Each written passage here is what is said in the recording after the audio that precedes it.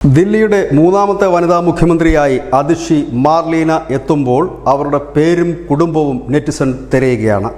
അവരുടെ കുടുംബം എന്ന് പറയുമ്പോൾ അഫ്സൽ ഗുരുവിനെ രക്ഷിക്കാൻ വേണ്ടിയിട്ടായിരുന്നു വലിയ നിയമപോരാട്ടം നടത്തിയ ഒരു കുടുംബമാണ് ഇപ്പോഴത്തെ പുതിയ ആം ആദ്മി പാർട്ടിയുടെ മുഖ്യമന്ത്രി അതിഷി മാർലീനയുടേത്. ഈ വിവരം, ഈ പഴയകാല വാർത്തകളടക്കം, അതിൻ്റെ പത്ര കട്ടിങ്സ് അടക്കം ഇപ്പോൾ പുറത്തുവിട്ടിരിക്കുന്നത് ആം ആദ്മി പാർട്ടിയുടെ രാജ്യസഭാ MP സ്വാതി മലിവാളാണ്. ദില്ലിയുടെ സുരക്ഷ ഇനി എന്താകുമെന്ന് ചോദിച്ചുകൊണ്ട് BJPയും രംഗത്തെത്തി കഴിഞ്ഞിരിക്കുന്നു. അഫ്സൽ ഗുരുവിനെ തൂക്കിലേറ്റിൽ നിന്ന് രക്ഷിക്കാൻ നിയമപോരാട്ടം നടത്തുകയും രാഷ്ട്രപതിക്ക് ദയാഹർജി നൽകുകയും ചെയ്തവരാണ് അതിഷി മാർലീനയുടെ മാതാപിതാക്കളായ വിജയ് കുമാർ സിംഗും ത്രിപദ് വാഹിനിയും. ഇവർ രണ്ടുപേരും റവല്യൂഷണറി ഡെമോക്രസി എന്ന് പറയുന്ന നക്സൽ സംഘടനയുടെ പ്രവർത്തകരായിരുന്നു, അനുഭാവികളായിരുന്നു.